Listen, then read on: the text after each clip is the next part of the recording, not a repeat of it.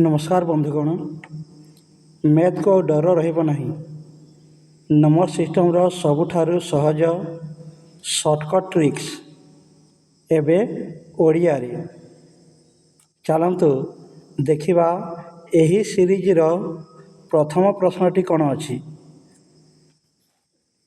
प्रथम प्रश्नटी है आपणक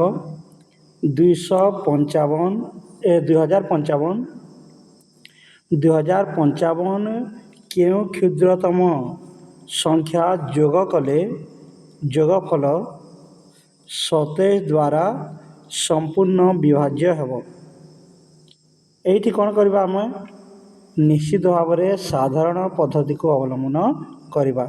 प्रथम कौन करबा 2055 हरण केते 27 ता कर दियंतु कौन आसबो 76 पॉइंट समथिंग आसबो 1118 आसबो। ताहले एबे गुणन करंतु सेटा 27 गुणन 76 सेटा हला 2052। भागशेष केते भागशेष आपनकर रहिगला केते भागशेष रिमाइंडर जदि देखिबे सेटा हला 2055 विजोग 2050 एटा केते बाहरिला 3। तो जोग करने को थिबा संख्या ये जदि करेंगे जोग करने को थिबा संख्या समान भाजक विजोग भागशेष ये फर्मूलाटी को मन रखिए। को फर्मूलाटी सेटा जोग करने को थिबा संख्या जोग करने को थिबा संख्या संख्या समान कौन भाजक जोटा डिवाइजर माइनस भागशेष एटा आपण ये कौटा 27 भाजक भागशेष केते 3 27 रु 3 गले केते 24 आपणकर उत्तर आसबो। को ऑप्शन रे अछि एटा बी ऑप्शन रे आपणकर अछि। नेक्स्ट प्रश्न को जीवा बंधुगण देखंतु यार आउ शॉर्टकट ट्रिक आपन जदि करबा को चाहजंती ताहले डिजिटल सम मेथड को नेबे। को मेथड को नेबे सम मेथड अवलंबन करेंगे। एटा आउ शीघ्र उत्तर आनीदेव सम मेथड टी केमिति जेकोसी संख्या 27 द्वारा विभाज्य तेबे ताहा कौन हम ताहा जदि डिजिटल मेथड नेब 27 द्वारा विभाज्य ताहले कौन 2 जोग 7 9 9 द्वारा मध्य विभाज्य 27 द्वारा विभाज्य हेले 9 द्वारा मध्य विभाज्य हम। ये डिजिटल कोटा करेंगे 2055 रो डिजिटल सम केते डिजिटल सम देखंतु एटी केते हम 2 जोग 0 जोग 5 जोग 5 एटा हला 5 5 10 2 12 12 और छोट करंतु एटे 1 + 2 हेगला एटा 2 1 केते 3 संख्याटी को 9 द्वारा विभाज्य करबा पय हमको डिजिटल सम 9 दरकार। तेणु आमको कौन करबा को हबो 9 - 3 = 6 डिजिटल ए सम थिबा संख्या जोग करबा को पड़िबो। ऑप्शन गुडी को देखंतु अभी ऑप्शन गुडी कर कोन अछि प्रथम टी हला 28 जदि 2 जोग 8 करा जाय 10 ए 10 करले केते हबो 1 जोग 0 = 1 एटा भूल प्रथमटा भूल आसीबनी। द्वितीयटी को देखो 24 2 जोग 4 सेटा हला 8 ए 6 2 जोग 4 6 एटा ठीक 4 2 6 हला ठीक एटा।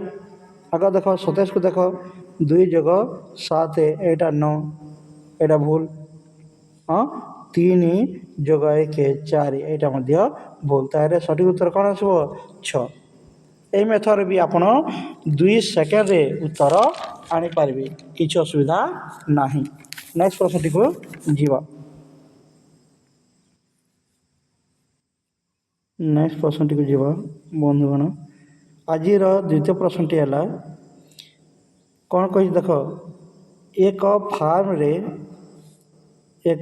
फार्म रे किछि गाई अछंती गाई काओ एवं कुकुड़ा अछंती ଯଦି ସେମାନଙ୍କ ମୁଣ୍ଡ ଗଣାଯାଏ ଯଦି ସେମାନଙ୍କ ମୁଣ୍ଡ ଗଣାଯାଏ ତେବେ ତାହା 180 ହୁଏ ଏବଂ ଯଦି ଗୋଡ଼କୁ ଗଣାଯାଏ ତେବେ ତାହା 420 ହୁଏ। ଫାଉରେ ଗାଈମାନଙ୍କ ସଂଖ୍ୟା କେତେ? ଏ ପ୍ରଶ୍ନ ଗୁଡ଼ାକ ଅତି ସହଜ, ଭାରି ସହଜ।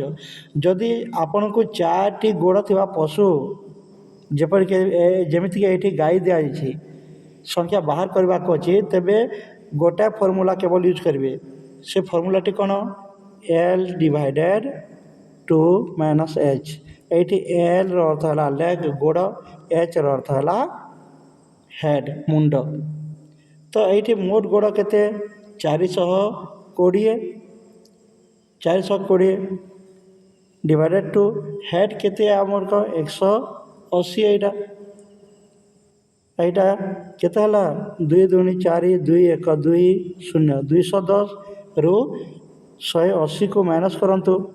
210 ମାଇନସ୍ କେତେ ହେଲା?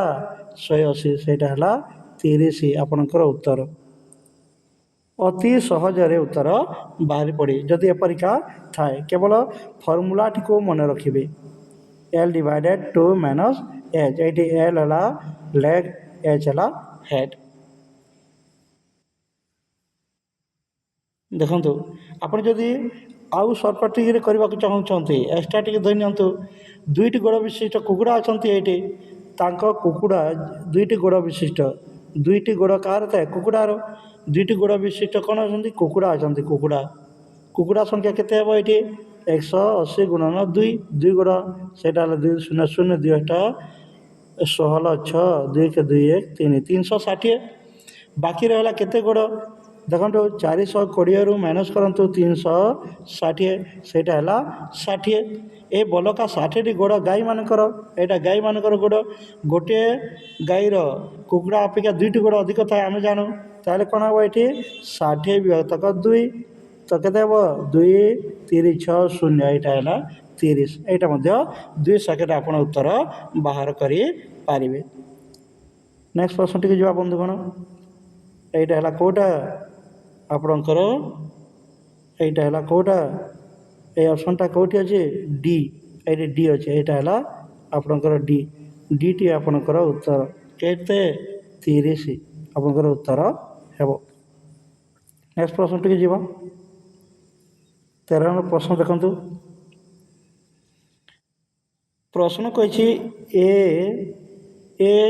Is equal to 4011, B is equal to ବିର ମୂଲ୍ୟ କେତେ? 3989। ହେଲେ ଏ ବିର ମୂଲ୍ୟ କେତେ? ଏଇଟା ପ୍ରଶ୍ନ।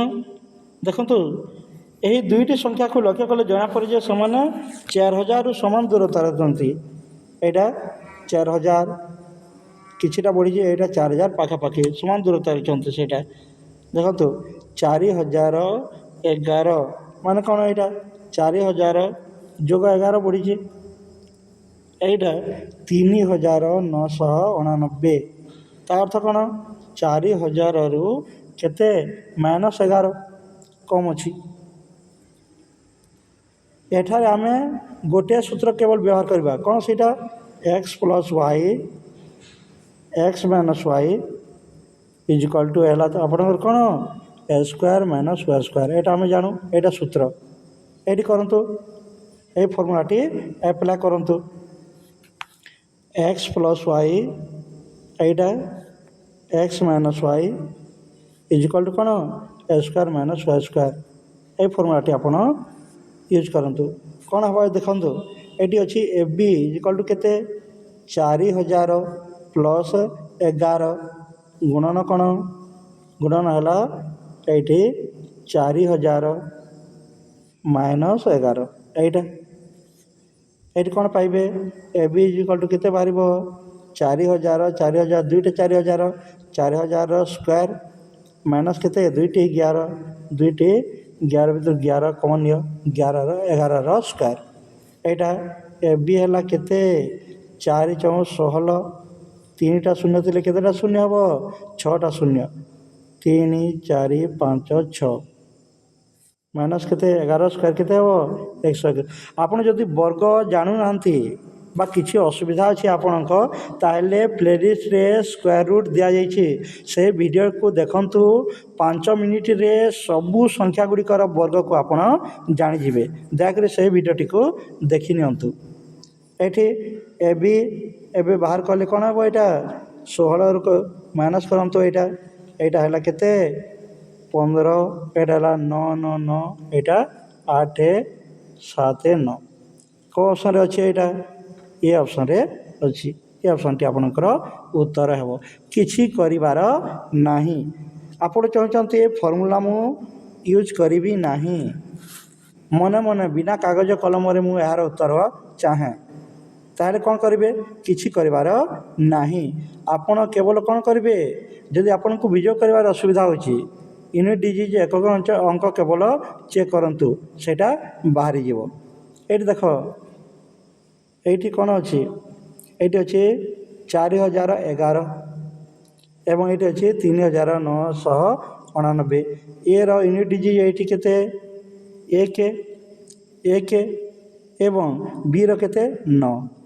ସେଇଟା ଗୁଣଫଳର ଶେଷ ଅଙ୍କ କ'ଣ ହେବ? ଏଇଟା 1 ଗୁଣନ 9 ସମାନ 9 ହେବା କଥା, 9 ହେବ। ଦେଖନ୍ତୁ ସବୁ ବିକଳ୍ପରେ 9 ଅଛି, ତେଣୁ ଶେଷ ଦୁଇଟି ଅଙ୍କ ଦେଖନ୍ତୁ, ସବୁ ବିକଳ୍ପରେ 9 ଅଛି। ଏଇଠି 9, ଏଇଠି 9, ଏଇଠି 9, ଏଇଠି 9। ତ ଶେଷ ଦୁଇଟି ସଂଖ୍ୟାକୁ ଆପଣଙ୍କୁ ଦେଖିବାକୁ ପଡ଼ିବ, ଦୁଇଟି ଅଙ୍କକୁ। ଦେଖନ୍ତୁ ଏଇଠି କ'ଣ ଅଛି? 11 ଗୁଣନ 89, ଏଇଟା ନିଅନ୍ତୁ। ତ ଶେଷ ଦୁଇଟି ବାହାର କରିବା ଅପେକ୍ଷା କ'ଣ କରିବେ ଆପଣ? 1000 କରନ୍ତୁ। 1000 ମାଇନସ୍ କ'ଣ? 121ର ଶେଷ ତିନିଟି ଅଙ୍କ କେତେ? 8 7 9 ଦେଖିବା ଅତି ସହଜ ହେବ। ଏଇଟା ଦେଖନ୍ତୁ, ଏଇଠି ଯଦି ଆପଣ କନଫ୍ୟୁଜ୍ ହେଇଛନ୍ତି, ତାହେଲେ କ'ଣ କରିବେ? ଡିଜିଟ୍ ସମ୍ ବାହାର କରିଦିଅନ୍ତୁ। ଡିଜିଟ୍ ସମ୍ ବାହାର କରିବେ। ଏଇଠି ଏରେ କ'ଣ ଅଛି? ଏଇଟା ହେଲା 4 ଯୋଗ 0 ଯୋଗ 1 ଯୋଗ 1, ଏଇଟା ହେଲା 4 2 6। ବିରେ କ'ଣ ଅଛି? 3 ଯୋଗ 9 ଯୋଗ 8 ଯୋଗ 9, ଏଇଟା ହେଲା କେତେ? 3 9 3 12 12 18 ହେଲା, ଆପଣ 8 ହେଲା 20 20 9 29 ହେଲା। 29କୁ କରନ୍ତୁ 2 + 9, ଏଇଟା ହେଲା କେତେ? 11 11କୁ କରନ୍ତୁ 1 ଯୋଗ 1, ସେଇଟା କେତେ ହେବ? 2। ତାହେଲେ ଦେଖନ୍ତୁ a × bର ଡିଜିଟ୍ ସମ୍ ହେବା କଥା, ତାହେଲେ କେତେ ହେବ? ସମ୍ ହେବା କଥା 6 × 2, ତାହେଲେ କେତେ? 12 12 କରନ୍ତୁ 1 + 2, ତାହେଲେ କେତେ ହେବ? ସେଇଟା 3। ବର୍ତ୍ତମାନ ଉପର ଡିଜିଟ୍ ସମ୍କୁ ଚେକ୍ କରନ୍ତୁ। ସେଇଟା ଏଇଟା କ'ଣ? 1 ଯୋଗ 5 ଯୋଗ 9 ଯୋଗ 9 ଯୋଗ 9 ଯୋଗ କ'ଣ? 8 ଯୋଗ 7 ଯୋଗ 9, ଏଇଟା ଏ ସମସ୍ତଙ୍କୁ ଯୋଗ କଲେ କ'ଣ ହେବ? 5 1 6 6 9 15 15 9 5 24, ଏଇଟା 8 7 15 ଆଉ 9, ଏଇଟା ହେଲା କେତେ? 57 କ'ଣ କରନ୍ତୁ? 5 7 କେତେ ହେଲା? 12, ପୁଣି 1 + 2 କେତେ? ସେଇଟା 3। ଏହା କେବଳ ପ୍ରଥମ ଅପସନ୍ରେ ମ୍ୟାଚ୍ କରିଛି। ଏ ଅପସନ୍ରେ ଦେଖନ୍ତୁ ସ୍କୋୟାରକୁ ମନେ ରଖିବେ। ଏଇଟା ଯଦି ସ୍କୋୟାର ମନେ ରହିଲା ପ୍ରତ୍ୟେକ ସଂଖ୍ୟାର, ତାହେଲେ 5 ସେକେଣ୍ଡରେ ଆପଣ ଉତ୍ତର ପାଇଯିବେ। 14 ନମ୍ବରଟିକୁ ଦେଖିବା।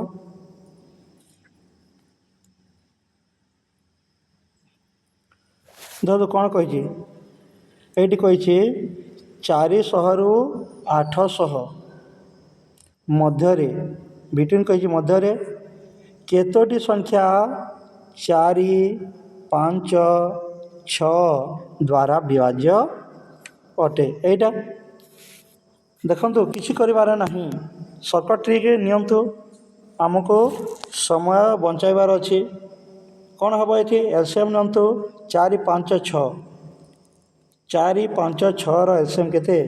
ଏଠି 4 5 6ର ଏଲସିଏମ୍ କେତେ? ଏଲସିଏମ୍ ହେଲା ଆପଣଙ୍କର 60। ଦେଖନ୍ତୁ ସୀମା ନିର୍ଦ୍ଧାର କର ରେଞ୍ଜ। ଦେଖନ୍ତୁ ଏଠି ବିଟୁଇନ୍ ଯଦି ଅଛି କୌଣସି ପ୍ରଶ୍ନରେ ବିଟୁଇନ୍ ଯଦି କୁହାଯାଇଛି, ଏହାର ଅର୍ଥ ଆମକୁ କ'ଣ କରିବାକୁ ହେବ? ଯେଉଁ 400 ଏବଂ 800 ଅଛି ତାକୁ ବାଦ୍ ଦେବାକୁ ହେବ ଏବଂ 401ରୁ ଏଇଟା 719 ପଦକୁ ଗଣିବାକୁ ହେବ, ଆମକୁ ନେବାକୁ ହେବ। ଏଇଠି ଗୋଟେ କାମ କରନ୍ତୁ, ଆପଣ କ'ଣ କରିବେ? ଏଇଟା ହେଲା 719 ପଦ, 719 ପଦ ଡିଭାଇଡେଡ଼ 60 କରିଦିଅନ୍ତୁ। ଏକ୍ସପ୍ରୋକ୍ସିମେଟଲି लगभग କେତେ ବାହାରିବ? ଏଇଟା 13 ଭାଗଫଳ ହେବ। ନେକ୍ସଟ ଦେଖନ୍ତୁ କେତେ? 400କୁ ଯଦି 60ରେ ଭାଗ କଲେ ଆପଣ ସେଇଟା ଆପ୍ରୋକ୍ସିମେଟଲି କେତେ ବାହାରିବ? 6 ଭାଗଫଳ ହେବ। ଏବେ ଦୁଇଟି ଭାଗଫଳକୁ ବିଯୋଗ କରିଦିଅନ୍ତୁ। କେତେ? 13 6। ତାହେଲେ କ'ଣ ହେବ? 13 ବିଯୋଗ 6 ସମାନ ଏଇଟା 7। ଆପଣଙ୍କର କେଉଁ ଅପସନ୍ରେ ଅଛି? ଦେଖନ୍ତୁ ଏ ଅପସନ୍ରେ ଅଛି। ଏଇଟା ଆପଣଙ୍କର ଉତ୍ତର ହେବ। ଏତିକି ମନେ ରଖନ୍ତୁ। ଫ୍ରମ୍ ବିଟୁଇନ୍ ଯଦି ପ୍ରଶ୍ନରେ ଫ୍ରମ୍ ଦେଇଥାଏ ତେବେ କ'ଣ କରିବେ? ସେ ସଂଖ୍ୟାଗୁଡ଼ିକୁ ଯୋଡ଼ିବେ। ଏଇଠି ଫ୍ରମ୍ ଯଦି ଥାନ୍ତା, ବିଟୁଇନ୍ ଜାଗାରେ ଫ୍ରମ୍ ଯଦି ଥାନ୍ତା, ଆମେ 400 ଏବଂ 800କୁ ମଧ୍ୟ ଯୋଡ଼ିଥାନ୍ତେ, ନିଆଯାଇଥାନ୍ତା। ଆପଣ ଆଉ ଜଲ୍ଦି ଶୀଘ୍ର ମନେ ଯଦି ଏଇ ପ୍ରଶ୍ନର ସମାଧାନ ଚାହୁଁଛନ୍ତି ତାହେଲେ କ'ଣ କରିବେ? ଦେଖନ୍ତୁ ମନେ ଯଦି କରିବେ, କିଛି କରିବାର ନାହିଁ। ଦେଖନ୍ତୁ 60ର ଗୁଣିତକ ମନେ କରନ୍ତୁ। 400 ପରେ ପ୍ରଥମ ସଂଖ୍ୟା କେତେ? 420। 60 ଗୁଣନ ସେଇଟା 7। ଶେଷ ସଂଖ୍ୟା କେତେ? 780। ସେ 60 ଗୁଣ 13। ସଂଖ୍ୟା ଗଣିବା ପାଇଁ କ'ଣ କରିବେ? ଏଇଠି ଦେଖନ୍ତୁ ମନେ ଯଦି କରିବେ, 60ର ଗୁଣିତକ ନେଲେ ମନେ ଗଣନ୍ତୁ। 400 ପରେ ପ୍ରଥମ ସଂଖ୍ୟା କେତେ? 400 ପରେ ପ୍ରଥମ ସଂଖ୍ୟା ହେବ କେତେ? 420। ସେଇଟା କେତେ? 60 ଗୁଣନ 7। ଏଇଟା ଶେଷ ସଂଖ୍ୟା କ'ଣ ହେବ? ଶେଷ ସଂଖ୍ୟା କ'ଣ ହେବ? 780। ସେଇଟା କେତେ? 60 ଗୁଣନ 13। ଏଇଟା ନେଲେ। ଏବେ ସଂଖ୍ୟା ଗଣିବା ପାଇଁ ଫର୍ମୁଲା କ'ଣ? ଲାଷ୍ଟ ନମ୍ବର ମାଇନସ୍ କ'ଣ? First number. ଏଇଟା ଡିଭାଇଡେଡ଼ କେତେ? ଡିଫରେନ୍ସଟା ଆପଣଙ୍କ ଡିଫରେନ୍ସ ପ୍ଲସ୍ କେତେ ଆସିବ? 1 କରିବେ ଆପଣ। ଏଇଠି ହେଲା 780 ମାଇନସ୍ 420, ସେଇଟା ଡିଭାଇଡେଡ଼ 60। ଏଇ +1 କଲେ ଏଇଟା କେତେ ହେଲା? 6 କରନ୍ତୁ। 6 7 ବେଲେ ଏଇଟା କାଟି ଦିଅନ୍ତୁ। 6 କି 6 6 3 18। ଏଇଟା ହେଲା ଆପଣଙ୍କର କେତେ? 360 ଡିଭାଇଡେଡ଼ 60। ଏଇଟା ମାଇନସ୍ କରିଦିଅନ୍ତୁ ସିଧା। 360 ଡିଭାଇଡେଡ଼ 60 +1। ଏଇଠି 0 0 କାଟି ଦିଅନ୍ତୁ। 6 ହେଲା। 6 ଏବଂ 1 କେତେ ହେଲା? 7। ଆପଣଙ୍କର ଉତ୍ତର କେଉଁଠି ଅଛି? ଅପସନ୍ ଏରେ ଅଛି। ମନେ କରିବେ, କିଛି କରିବାର ନାହିଁ। ନେକ୍ସଟ ପ୍ରଶ୍ନଟିକୁ ଯିବା ବନ୍ଧୁଗଣ। 15 ନମ୍ବର ପ୍ରଶ୍ନରେ କ'ଣ ଅଛି ଦେଖନ୍ତୁ। ଏଠି କହିଛି 4 to the power 61, 4 to the power 62, 4 to the power 63। ଏଇଟା 4ର ପାୱାର 61, 4ର ପାୱାର 62, 4ର ପାୱାର 63 କାହା ଦ୍ୱାରା ବିଭାଜ୍ୟ? ଡିଭାଇଜେବଲ୍ କହିଛି।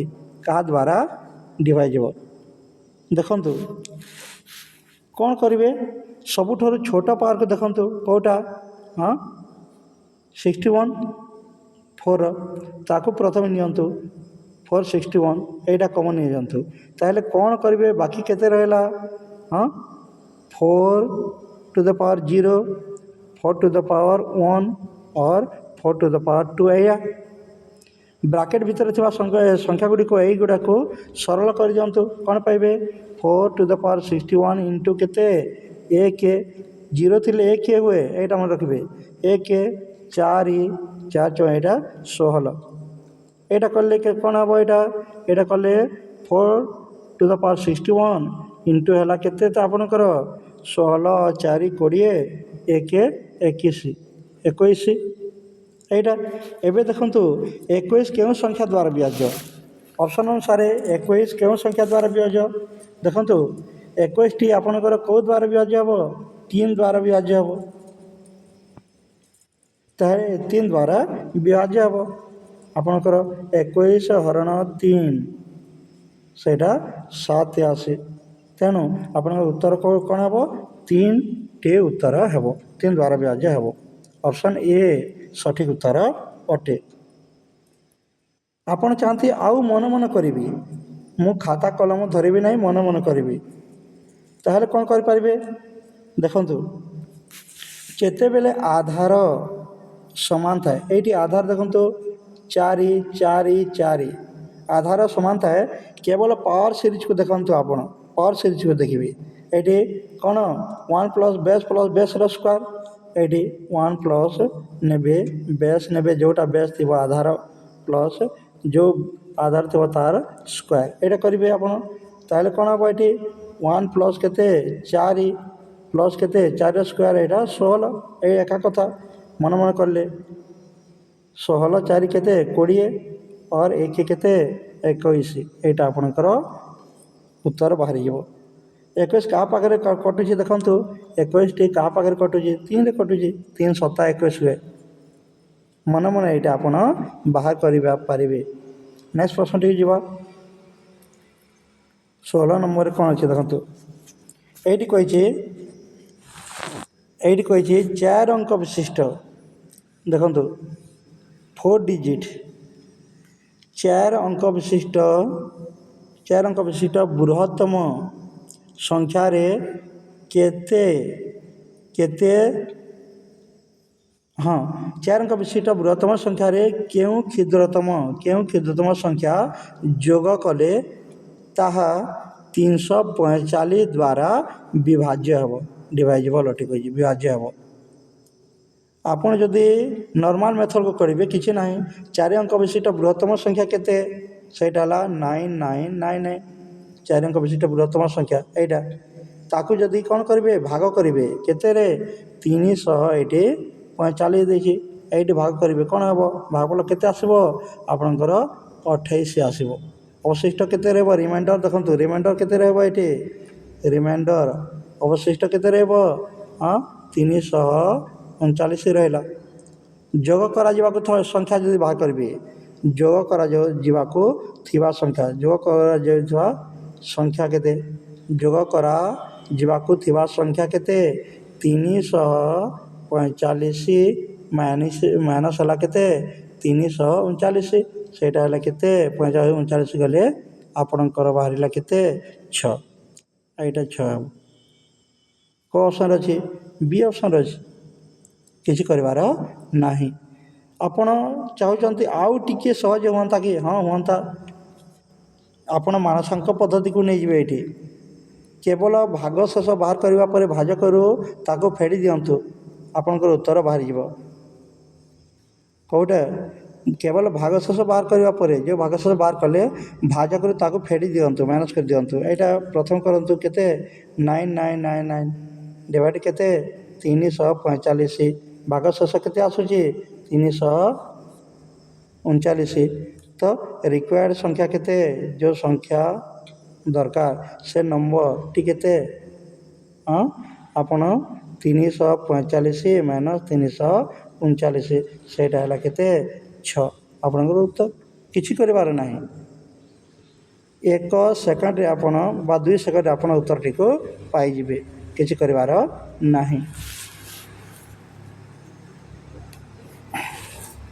देखु 17 नंबर प्रश्न टी देखु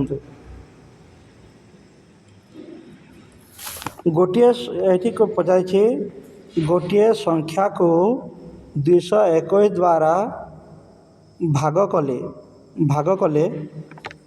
भाग शेष केते हुए भाग शेष केते हुए 64 रहे भाग शेष 64 रहे जदि सही संख्या को 13 ଦ୍ୱାରା ଏଇଠି ଦେଖନ୍ତୁ 13 ଦ୍ୱାରା ଭାଗ କରାଯାଏ ତେବେ ଭାଗ ଶେଷ କେତେ ରହିବ ବା କେତେ ହେବ ଏଇଟା ଆପଣ କ'ଣ କରିବେ ସିଧାସଳଖ ପ୍ରଥମ ଭାଗ ଶେଷ ରିମାଇଣ୍ଡରକୁ ଦ୍ୱିତୀୟ ଭାଜକ ଦ୍ୱାରା ଭାଗ କରନ୍ତୁ।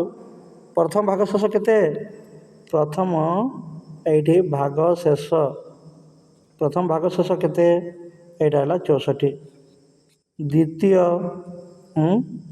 ଦ୍ୱିତୀୟ ଆପଣଙ୍କର ଭାଜକ କେତେ ଭାଜକ ଏଇଠି ଭାଜକ ହେଲା କେତେ 13 ହରଣ କରିଦିଅନ୍ତୁ 64 ହରଣ 13 64 ହରଣ 13 ଯଦି ଏଇଟା କରିବେ ତାହେଲେ କେତେ ହେବ 64 ହରଣ 13 କରିବେ ଆପଣ 13 କରିଦିଅନ୍ତି ବା କରନ୍ତୁ କିମ୍ବା ଆପଣ କରନ୍ତୁ 13 ଗୁଣନ ହଁ ଭାଗ ଶେଷ କେତେ ଦେଖ ଭାଗ ଶେଷ 64 ମାଇନସ୍ କେତେ 52 ଏଇଠି ହେଲା 12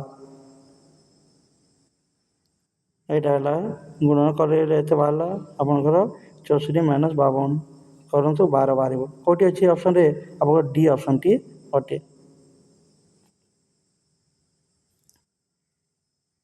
ଏଇଟା ହେଲା 13 ହଁ 64 ହରଣ 13 କରନ୍ତୁ ଆଉ 13 ଗୁଣନ 4 କରିଦିଅନ୍ତୁ ଏଇଟା 52 ହେଲା 64 ମାଇନସ୍ 52 କଲେ ଆପଣଙ୍କ 12 ଉତ୍ତର ବାହାରିବ।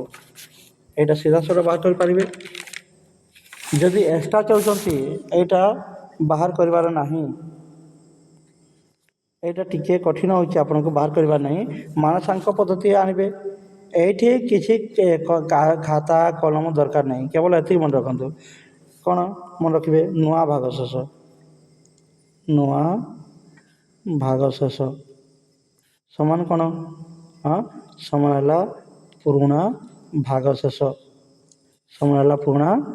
ଭାଗ ଶେଷ ଏଇଟା ହରଣ କେତେ ହଁ ନୂଆ ଭାଜକ ଏଇଟା ଫର୍ମୁଲା ନୂଆ ଭାଜକ ଏଇଟା ମନେ ରଖିବେ ଏଠି କ'ଣ ଅଛି 64 ଏଠି ମୋଟ ହେବ କେତେ 13 ଏଇଠି ମୋଟ କେତେ ମୋଟ ହେବ 13 ପଞ୍ଜା କେତେ ଏଠି 65 ଯାହା 64ରୁ କେତେ 64ରୁ 1 ଅଧିକ ତେଣୁ କ'ଣ ହେବ 13 ମାଇନସ୍ 1 ଏଇଟା 13 ମାଇନସ୍ 1 ସମାନ କେତେ 12 ସିଧାସଳଖ ଉତ୍ତର ବାହାରିବ ଅପସନ୍ ଆପଣଙ୍କର ଡିଟି ସଠିକ୍ ଉତ୍ତର ଅଟେ କିଛି କରିବାର ନାହିଁ। ନେକ୍ସଟ ପ୍ରଶ୍ନଟିକୁ ଦେଖନ୍ତୁ 18 ନମ୍ବର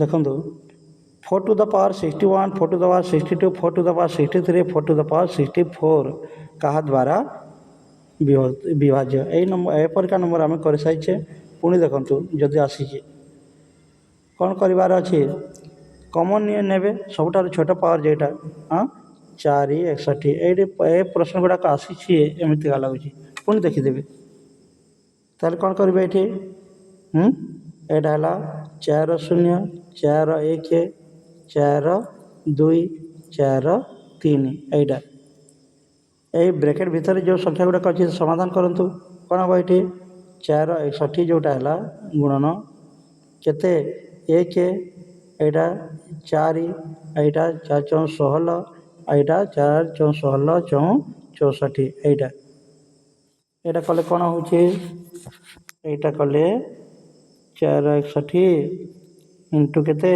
4 କେ 5 16 4 4 6 6 4 10 10 6 4 10 10 4 14 14 1 15 5 6 1 7 1 8 85 ଦେଖନ୍ତୁ ଏବେ ଏଇଟା ପାଇଲେ ପୁଣି କ'ଣ କରନ୍ତୁ ଆପଣ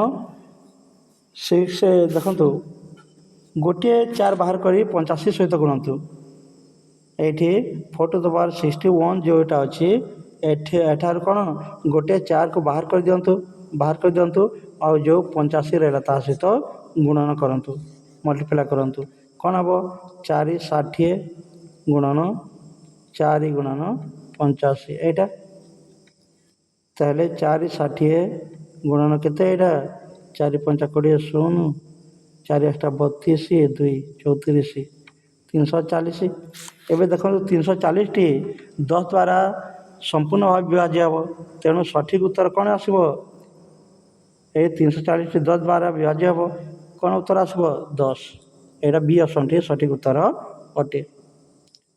ନେକ୍ସଟ ପ୍ରଶ୍ନଟିକୁ ଯିବା 19 ନମ୍ବର। ଦେଖନ୍ତୁ 19ରେ କ'ଣ ଅଛି? କେବଳ ବେସ୍କୁ ଦେଖିକି ଆପଣ 2 ସେକେଣ୍ଡରେ ବି ଏହାର ବାହାର କରିପାରିବେ, କିଛି ନାହିଁ। କ'ଣ ଅଛି ଦେଖନ୍ତୁ, କେବଳ ଆଧାରକୁ ଦେଖନ୍ତୁ। ଏଇଠି ଅଛି 49, ଏଇଟା 49, ଏଇଟା କେତେ -1 କରନ୍ତୁ। 49 - 1 ଏଇଟା ହେଲା କେବଳ ଆଧାରକୁ ଦେଖିକି ଆପଣ ବାହାର କରିଦେବେ। 49 - 1 ଏଇଟା ହେଲା କେତେ 48। ଏବେ ଦେଖନ୍ତୁ କେଉଁ ଅପସନ୍ଟି 48କୁ କାଟି ପାରୁଛି? ହଁ, ପ୍ରଥମ ଅଛି 50, ଏଇଟା କାଟିବ କି ନା। 51 କାଟିବ କି ନା। ହଁ, 29 କାଟିବ କି ନା। ଶେଷରେ କ'ଣ ଅଛି ଆପଣଙ୍କର 8? ହଁ, ନିଶ୍ଚିତ ଭାବରେ 8ଟି କାଟିବ। କାହିଁକି? 8 × 6 ସମାନ କେତେ ହେଲା 48। ଆପଣ 49 - 1 କରିଥିଲେ କେତେ ହେଇଥିଲା 48। 48ରୁ କ'ଣ କାଟିବ ଆପଣଙ୍କର 8ଟି। ଆପଣଙ୍କର ଡି ଉତ୍ତରଟି ସଠିକ୍ ଅଟେ। ଯଦି ଏପରିକା କରିବାକୁ ଚାହୁଁନାହାନ୍ତି ଆପଣ, ତାହେଲେ କ'ଣ କରିପାରିବେ ଆପଣ? ଦେଖନ୍ତୁ ଏଇ ନିୟମଟା ବ୍ୟବହାର କରିପାରିବେ। କ'ଣ ସେଇଟା? ସଦାବେଳେ ନିୟମଟି କ'ଣ କୁହେ? x⁻n - a⁻n ଟି ସଦାବେଳେ x - a ଦ୍ୱାରା କ'ଣ ହୁଏ? ବିଭାଜ୍ୟ ହୁଏ। ଏଇଟା ଏଠାରେ x କେତେ? x ହେଲା ଆପଣଙ୍କର 49, a କେତେ? a ହେଲା 1 ଏଠି ଦେଖନ୍ତୁ। ଆଉ n କେତେ? nଟା ତ ଆପଣଙ୍କର n ସଂଖ୍ୟାଟା ଆପଣ କେତେ 15 ଏଇଟା। ତାହେଲେ କ'ଣ ହେବ? 49⁻15 କରନ୍ତୁ -1 ଏଇଟା। ତାହେଲେ କେତେ 49 - 1 କଲେ କେତେ ହେବ 48 ଏଇଟା। 48 ଦ୍ୱାରା ବିଭାଜ୍ୟ ହେବ। ଯଦି ଏକ ସଂଖ୍ୟା 48 ଦ୍ୱାରା ବିଭାଜ୍ୟ, ତେବେ ତାହା 48ର ସମସ୍ତ ଗୁଣନୀୟକ। ସମସ୍ତ ଗୁଣନୀୟକ କହିଲେ କ'ଣ କ'ଣ? ଏଇଠି ଆପଣଙ୍କର 1 48ର ଗୁଣନୀୟକ କ'ଣ? 48ର ଗୁଣନୀୟକ କ'ଣ? 1 2 3 4 6 8 12 16 24 48 ଏଇଟା। ତ ଆପଣଙ୍କ ଯେଉଁ ବିକଳ୍ପ ଗୁଡ଼ାକ ଅଛି ସେଇଠି କ'ଣ ଅଛି? ଏଠି କେବଳ ଡି ଅପସନ୍ରେ କ'ଣ ଅଛି? 8 ଅଛି। ଆପଣଙ୍କର ସଠିକ୍ ଉତ୍ତର 8 ହେବ। ଏଇଟା ଆପଣ କରିପାରିବେ। ଯଦି ଆଉ ଚାହାନ୍ତି ଯେଉଁ ନିୟମ ଗୁଡ଼ିକ ଅଛି ସେଗୁଡ଼ିକୁ ଯଦି ଚାହାନ୍ତି, ତାହେଲେ ବି ଆପଣ ଦେଖିବେ। ପ୍ରଥମ ନିୟମଟି କ'ଣ ଦେଖିଲେ? xn - a⁻n ଯଦି ସର୍ବଦା କ'ଣ x - a ଦ୍ୱାରା ବିଭାଜ୍ୟ ହୁଏ, ଏହା ଦ୍ୱାରା ବିଭାଜ୍ୟ ହୁଏ ଏହା। ଏଇଟା ଦ୍ୱିତୀୟ ନିୟମଟି କ'ଣ କରିପାରିବେ ଆପଣ? x⁻n - a⁻n ସର୍ବଦା ଯଦି nଟି ଯୁଗ୍ମ ସଂଖ୍ୟା ଇଭେନ୍ ନମ୍ବର, ଏଇଟା ଯଦି ଯୁଗ୍ମ ସଂଖ୍ୟା ହୋଇଥାଏ, ଇଭେନ୍ ନମ୍ବର ହୋଇଥାଏ, ତାହେଲେ ମଧ୍ୟ ତାହା x + a ଦ୍ୱାରା ବିଭାଜ୍ୟ ହେବେ। ତୃତୀୟ ନିୟମଟି କ'ଣ? ତୃତୀୟ ନିୟମଟି କ'ଣ? x⁻n + a⁻n n ଯଦି ଏକ କ'ଣ ହୁଏ? ହଁ, ଅଯୁଗ୍ମ ସଂଖ୍ୟା ହୁଏ। ଅଯୁଗ୍ମ ସଂଖ୍ୟା ଓଡ୍ ନମ୍ବର ହୋଇଥାଏ, ତେବେ ମଧ୍ୟ ତାହା x + a ଦ୍ୱାରା ବିଭାଜ୍ୟ ହେବ। ଏହି ନିୟମ ଗୁଡ଼ିକୁ ଦେଖିବେ। ଆଜିର ଶେଷ ପ୍ରଶ୍ନ 20 ନମ୍ବର। ଦେଖନ୍ତୁ କ'ଣ କହିଛି?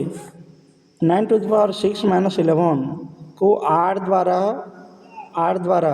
ଭାଗ କଲେ ଭାଗଶେଷ କେତେ ରହିବ? ରିମାଇଣ୍ଡର କେତେ ରହିବ? ଏଇଟା ପ୍ରଶ୍ନ। ଦେଖନ୍ତୁ ପ୍ରଥମେ 9କୁ 8 ଦ୍ୱାରା ଭାଗ କରନ୍ତୁ। ଏଇଟା 9କୁ 8 ଦ୍ୱାରା ଭାଗ କରନ୍ତୁ। 9କୁ ଯଦି 8 ଦ୍ୱାରା ଭାଗ କରିବେ 9/8 କେତେ ହେବ? 1 ଭାଗଶେଷ ରହିବ। ବର୍ତ୍ତମାନ 9 ବଦଳରେ ଏଇ 9 ବଦଳରେ 1 ବ୍ୟବହାର କରନ୍ତୁ। କ'ଣ ହେବ? 1 - 11 ଏଇଟା କେତେ ହେଲା? -10 ହେଲା। ଏବେ -10କୁ 8 ଦ୍ୱାରା ବିଭକ୍ତ କରନ୍ତୁ। -10 କେତେ? 8 କ'ଣ ହେବ? ଏଇଟା -10/8 କଲେ କେତେ ହେବ? -2 ଭାଗ ଶେଷରେ ରହିବ। ନିୟମ କ'ଣ କହୁଛି, ଯଦି ଭାଗ ଶେଷଟି ମାଇନସ୍ରେ ଆସେ, ମାଇନସ୍ରେ ଭାଗ ଶେଷଟି ଆସେ, ତାକୁ ଭାଜକ ସହିତ ଯୋଗ କରନ୍ତୁ। ଭାଜକ ସହିତ ଯୋଗ କରୁଛୁ, ଭାଜକ କେତେ ଆପଣଙ୍କର 8, ଏଇଠି 8 ଯୋଗ -2 ହେବ, ଏଇଠି କ'ଣ ହେବ 6, ଆପଣଙ୍କର ଉତ୍ତର ବାହାରିବ। 6 କେଉଁ ଅପସନ୍ରେ ଅଛି? ସି ଅପସନ୍ରେ ଆପଣଙ୍କର ଅଛି, କିଛି କରିବାର ନାହିଁ। Thanks for watching this video.